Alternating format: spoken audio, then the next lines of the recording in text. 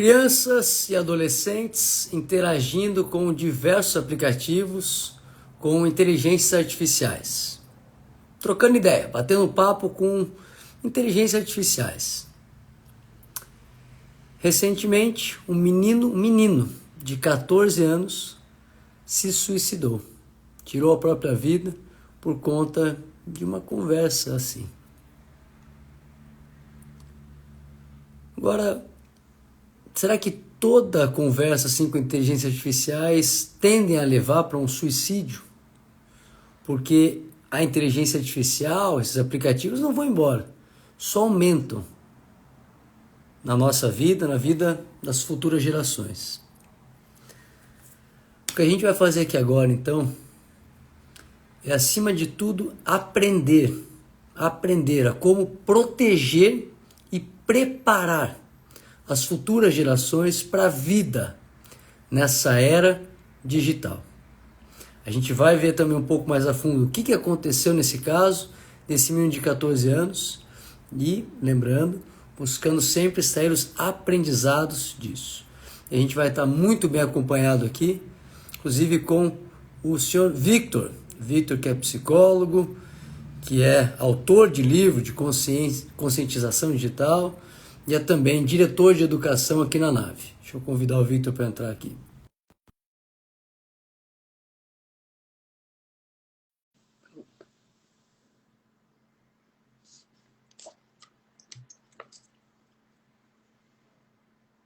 Oi, oi. Fala, Aí, Victor. Bom dia. bom dia, bom dia. Meu caro,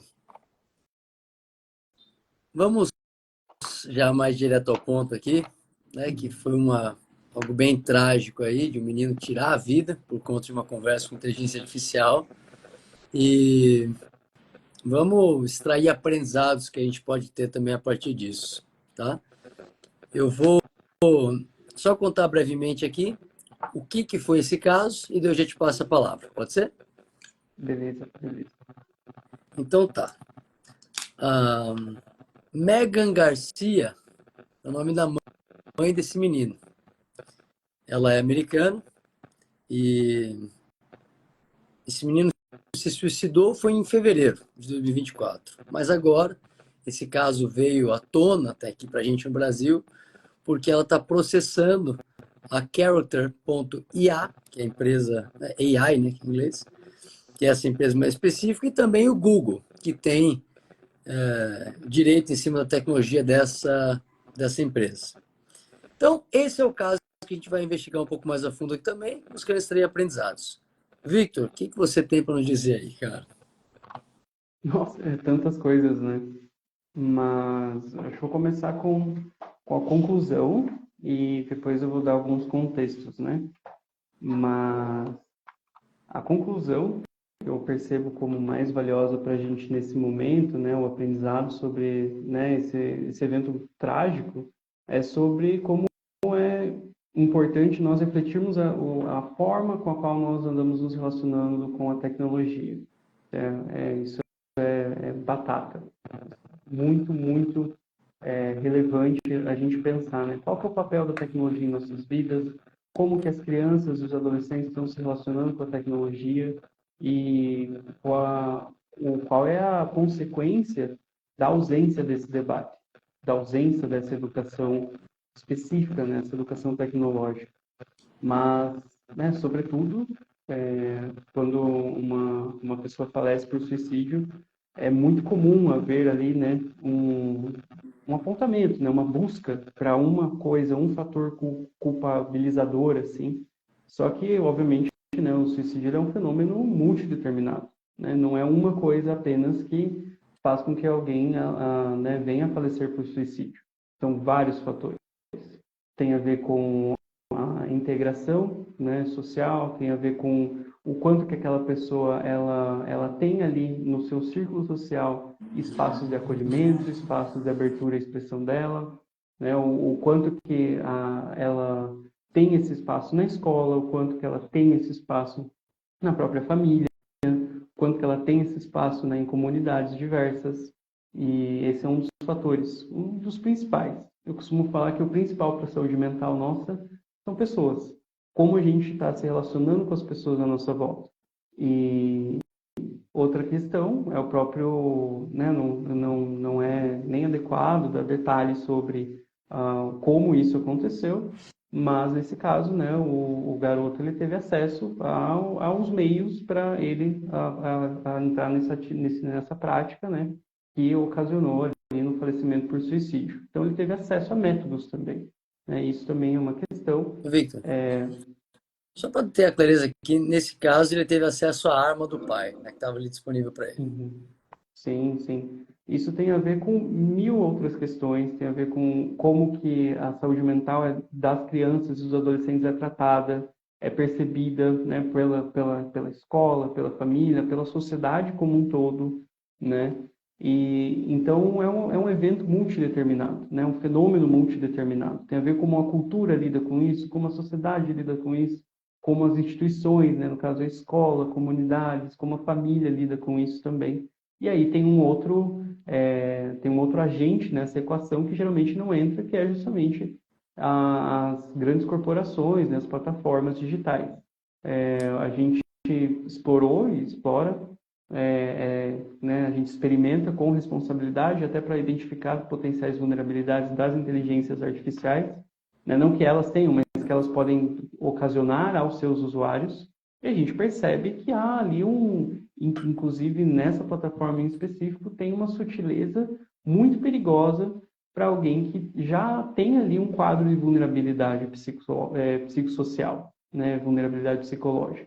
Se alguém tem ali, não tem onde falar sobre suas dores, acha que suas dores são inválidas, não recebe acolhimento, né, com relação às suas dores, essa pessoa pode ficar mais vulnerável para justamente uma inteligência artificial que também não tem seus freios, né? Também não tem suas regulações ali. E eu percebo muito isso nesse caso, né? Então, não estudei a fundo, né, sobre a vida do menino, o contexto e afins, mas é muito provável que haja isso, um contexto de vulnerabilidade psicossocial atrelado a uma inteligência artificial que não tem regulações específicas. Isso fez com que ele tivesse um quadro de sofrimento psicológico muito intenso, e aí a conversa, a interação com a inteligência artificial entrou ali como um fator que protegeu ele por um tempo. Mas a partir do momento que essa inteligência artificial, que é uma calculadora de palavras, ela não foi mais suficiente para dar né, esse acolhimento, ou o discurso estava genérico em alguma medida, e a inteligência artificial não é habilitada a identificar sinais sutis, sinais prolongados de sofrimento psicológico. E com isso, então, houve, né, esse evento fatídico ali dele falecer por suicídio.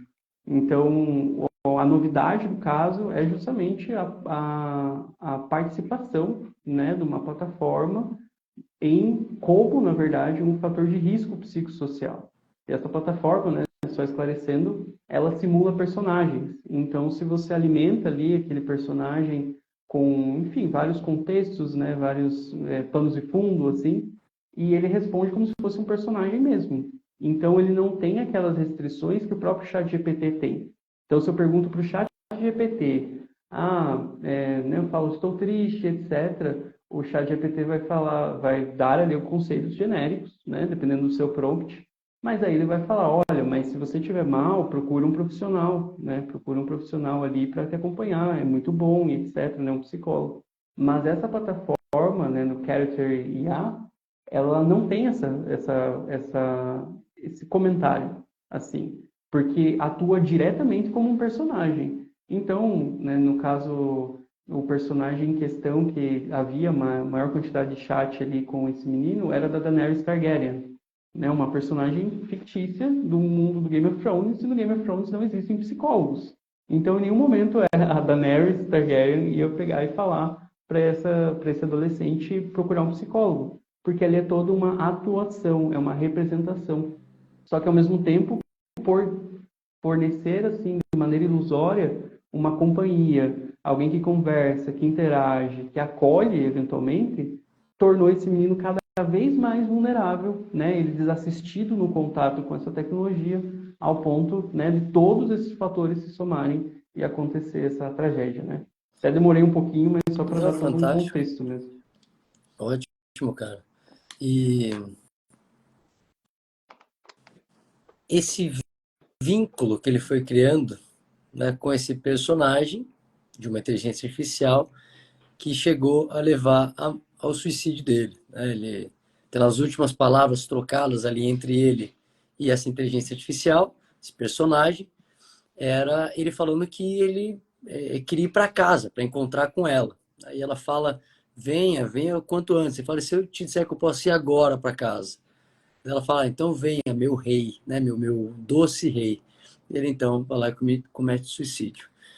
Então, nessa plataforma, como em outras também, né, Victor, tem então diversos personagens já promptados, né, com já os comandos feitos por trás para atuar como personagem.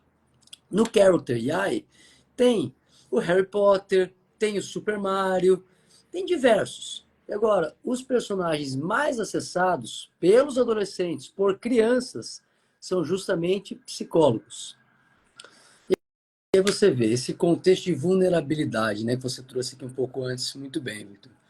É comum a gente ver isso. Já é comum da própria fase de adolescência, pré-adolescência, que uma espinha nova aqui, aí meu pé tá grande demais. Agora, já é comum isso. E ao mesmo tempo que é muito perigoso, é que é comum o quê nessa fase? Que eu não quero mamãe e papai falando que eu tenho não que fazer. Então é muito comum agora, então, e era digital, que as crianças e adolescentes vão buscar refúgio, vão buscar esse contato aonde? Na tela, no celular que ele tem ali. E aí tá com quem? E às vezes não é uma inteligência artificial, que depois vai ver se é de todo mal, você não pode ajudar, se for bem utilizado, está preparado, protegido e preparado para usar isso. Às vezes é o coleguinha ali do jogo que tem a mesma idade que ela, gosta das mesmas coisas que ela, mas pode não ser quem está falando. Né? Tem inclusive a Carol, né, também aqui da nave, fazendo uma live com o delegado da Polícia Federal, especializado em cybercrimes, há poucos meses atrás, ele comentando que os abusadores, como que eles conquistam as crianças? Com tempo, com escuta sem julgamento. Então, é muito perigoso esse contexto de vulnerabilidade, agora, ainda maior, ainda mais riscos, nessa era digital. E para mim, Victor, o principal aprendizado que eu deixaria aqui, com todo mundo que está nos assistindo aqui, seja aqui no presente, e Yara, Gabi, Bajo, Maiara, Isa, Marfa, Eugênia, enfim, Fernando, se vocês tiverem perguntas, comentários, fique à vontade para mandar aqui, ou para quem está nos assistindo no futuro. Para mim, o principal aprendizado talvez contra-intuitivo. E é por isso que eu quero deixar ele, que eu selecionei ele como principal aprendizado. Por que contra-intuitivo? Porque uma mãe, um pai que ama seu filho, quer ele protegido, o que pode pensar no primeiro momento? Mas então eu tenho que proibir meu filho de acessar qualquer tipo de chat com inteligência artificial, tem que proibir essas telas, coisas do mal. Só que, em primeiro lugar, essas telas, essa inteligência artificial não vai embora da vida do seu filho. Só aumenta. E mesmo você tentando proibir, ele vai ter acesso em algum momento.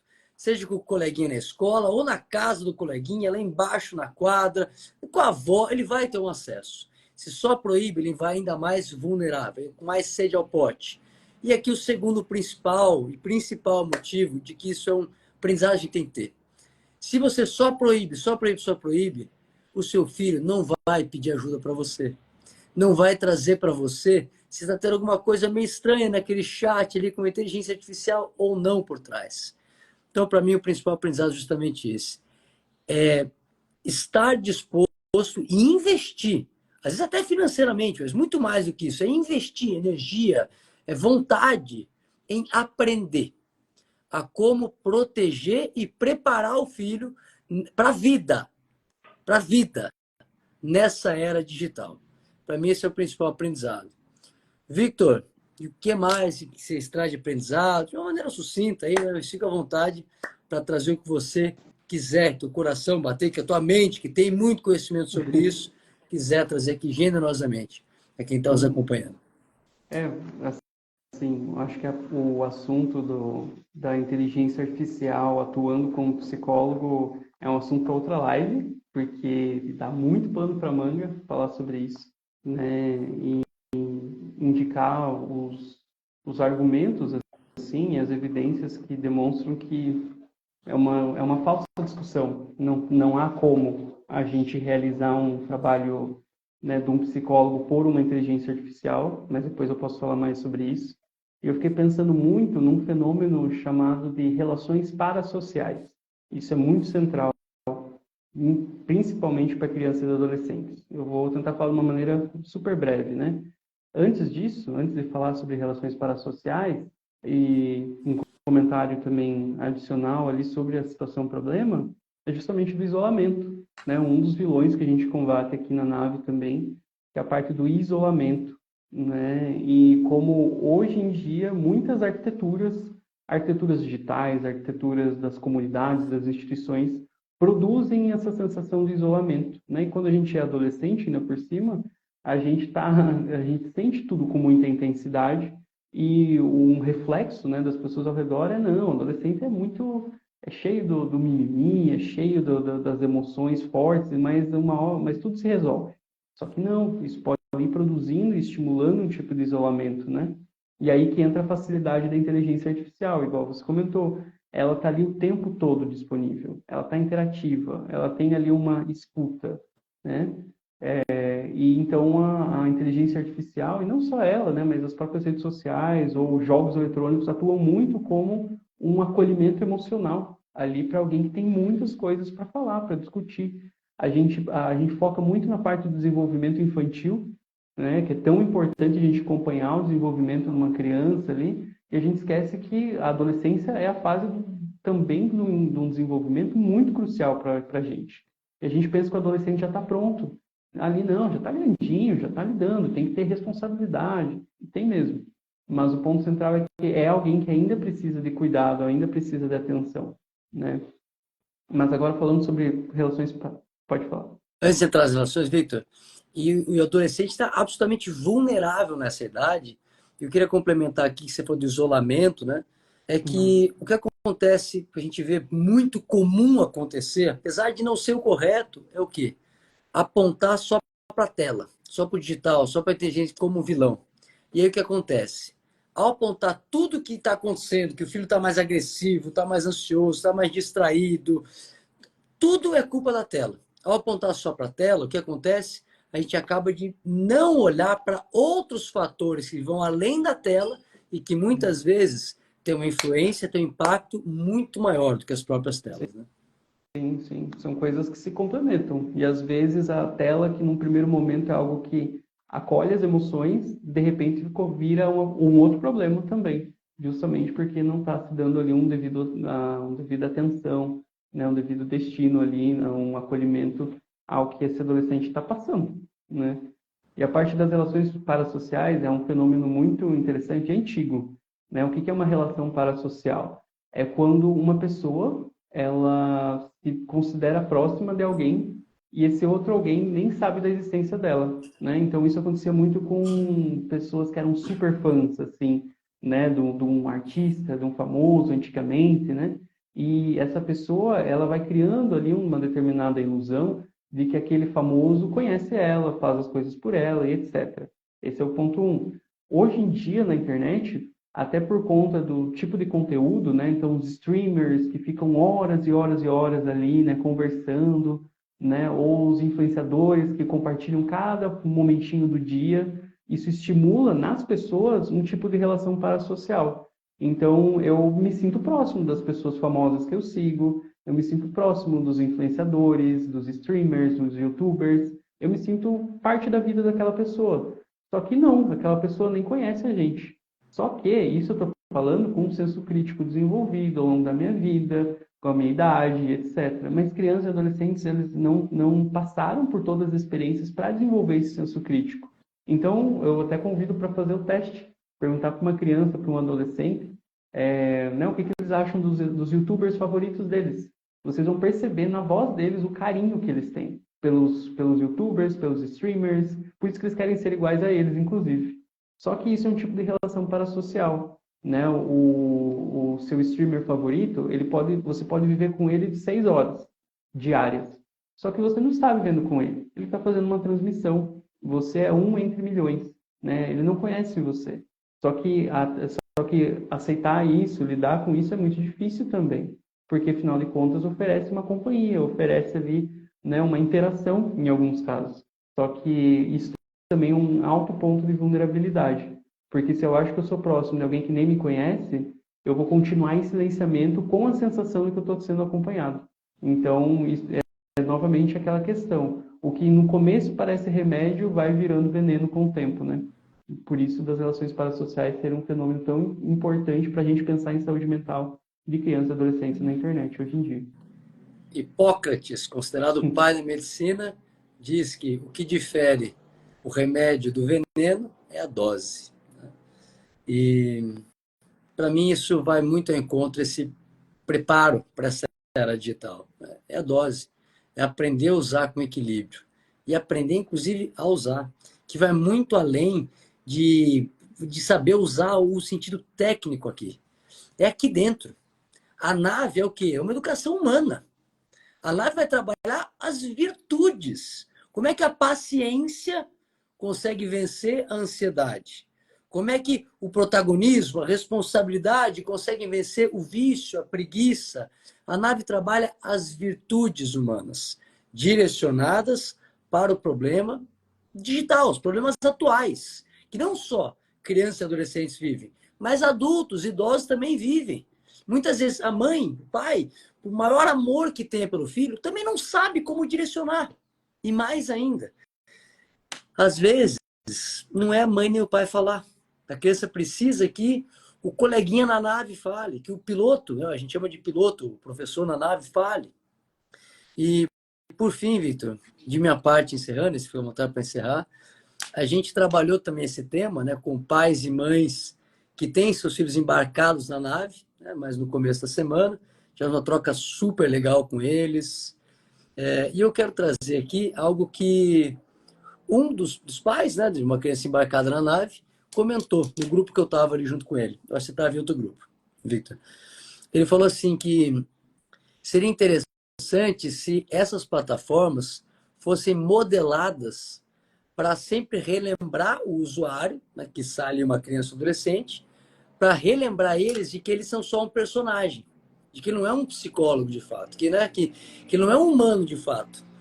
E aí foi interessante, né, que depois uma outra mãe nesse mesmo grupo, ali na conversa que a gente estava tendo, ela falou, mas olha, eu por mais que eu queira concordar com você, eu preciso, mas será que não é nosso papel assim, ter que ficar lembrando ele que não é um ser humano de verdade, não é um psicólogo? Parece muito bizarro isso para mim. E daí a conclusão a gente chegou assim, que primeiro, o papel da família, e segundo, que bom que existe a nave, por exemplo. Né? A nave ele, com os adolescentes, crianças de 8 a 14 anos, com eles ali, né? Além de todo o suporte também tem com os pais, com eles, na prática ali, é uma atividade de 1 hora precisa por semana, ao vivo, com grupos pequenos, no máximo 10 navegantes, como a gente chama, no máximo 10 navegantes por turma, 2 professores, um piloto, um copiloto, ter esse espaço ali para ele poder ser relembrado ali, né? Poder ser relembrado de coisas óbvias, que para a gente muitas vezes é óbvio, mas para a criança não é. Ser relembrado de como que a paciência atua, ser relembrado de como que são os ataques da ansiedade, né? Então, a importância também de não só pais e mães buscarem esse aprendizado, mas também propiciarem aos filhos esses ambientes, e melhor ainda, também no digital. Melhor ainda, no digital. Nesse ambiente, sim, mas ali em um espaço controlado, de respeito, de diversão também, por que não? A gente fala que série de fim de chato, né? Com docentes, nesse espaço próprio digital, que só aumenta na vida, para que o filho já possa ir vendo que, olha, são seres, tem também seres humanos reais ali por trás, e aprendendo a conviver também de uma maneira respeitosa, consciente, nesse meio digital que avança uma velocidade muito rápida. Victor, comentários finais, cara? Eu acho que fica só o gosto, né? O gostinho de quero mais, famoso, né? Para a gente falar muito assim sobre temas, são temas muito vastos, muito Sim, complexos. E a internet é a terra da pressa, então, né, a gente sempre tem um tempo limitado assim, mas fiquem à vontade também para mandar comentários, sugestões, interações, e para a gente abordar esse tema de outros ângulos também. Com certeza tem muito a ser conversado, discutido, né, e conhecimento para ser construído coletivamente também. exato. E deixar comentários mesmo aí no futuro, né? A gente vai encerrando aqui agora, mas depois se vendo no futuro, a gente vai deixar salvo. Você pode também deixar seus comentários aqui. Victor, fechou então? Fechou, fechou. Fechou essa live agora, que ela seja o início, uma abertura desse alerta, de que é necessário protegermos e prepararmos as futuras gerações para a vida nessa era digital. É para isso que a nave existe. Valeu, obrigado pelo seu tempo. Tempo é vida. Victor, obrigado pelo seu tempo também, cara. Tchau. Valeu.